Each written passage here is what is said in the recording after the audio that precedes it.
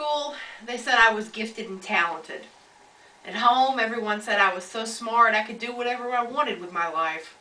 But what I chose to do with my life was absolutely nothing.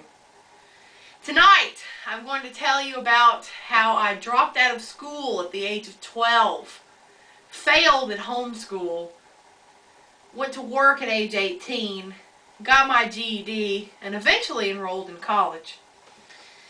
Maybe it was a mistake to drop out of the junior high, but as the great success Henry Ford once said, even a mistake may be the one thing necessary to a worthwhile achievement. So let me start out with my first mistake. When I was little, I got into an argument with my grandpa. I was complaining about going to school as usual, and he said that if I didn't finish school and go to college, I might end up being a garbage collector. Well, I told him that I had heard garbage men made good money. Not to say that there's anything wrong with being a garbage collector. I mean, we'd all be sorry if someone didn't pick up the trash. And actually, I found out at ehow.com that a garbage collector can earn up to $30,000 a year, and some even earn up to $50,000. And I definitely call that good money. So anyway, all this is leading up to how I withdrew from the 7th grade. I talked my mom into signing the necessary paperwork, and she knew what a mistake I was making and tried to talk me out of it, but I was too stubborn to listen. I thought homeschooling would be the answer to all my problems, and that was the last the public school system ever heard from me. So now, to my second mistake. I learned one very important thing in homeschool. Most people probably shouldn't try it. Most of my homeschool days consisted of sleeping late and laying around playing video games or watching television, basically doing anything but schoolwork. There's really nobody around to make me do it. My mom had to work, and my sisters, they tried, but I never really took any of their lessons seriously. I'd given up on learning anything, and after a while they gave up on teaching me. I'm sure not everybody's homeschool experience ends as badly as mine did. If you want more information on homeschool, you can go to the Texas Home Educators website at texashomeeducators.com. So, the next part of my story was not a mistake, but a necessity. Eventually, I had to get a job. My sister took me out, and I applied at just about any place we could think of. At her suggestion, I tried a craft store. I didn't really know a lot about crafts, but she helped me with the application, and I managed to get an interview. They gave me a job for the Christmas season, and after Christmas they kept me on as a regular employee.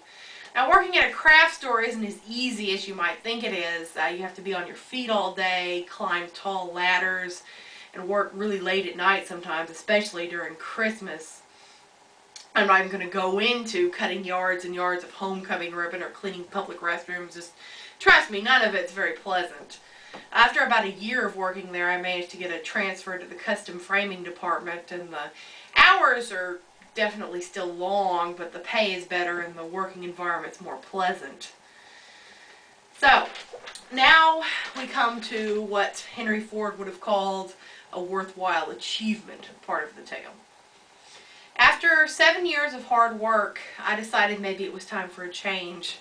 I'd seen a lot of kids come and go in my department, and they'd work through the summer or maybe for Christmas, and then they'd go off to college. I started thinking maybe I could get my GED and go to college too. My mom had gotten her GED, and she encouraged me to sign up for the test. Now, if you know somebody who might benefit from taking their GED, you can find out more about it at the Texas Education Agency's website under the GED section, or try Kingwood College, which is where I took and passed my test. And now we're coming to the part of the story that's the most worthwhile of all.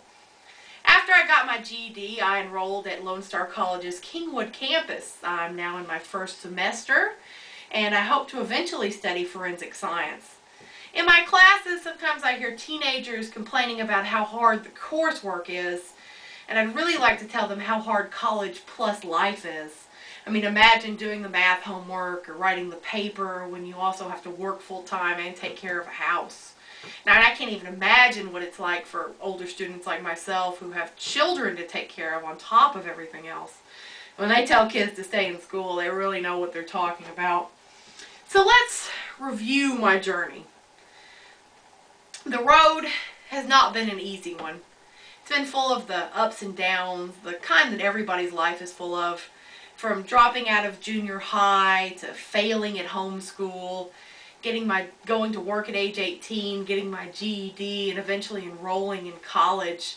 It hasn't been all bad. It hasn't been all good either, but it has all happened. And if Henry Ford is right, maybe it had to happen. Maybe this road, for all of its twists and turns, is the only one that would have gotten me to where I am today. Maybe all my mistakes have been necessary, and maybe they will lead me to a worthwhile achievement.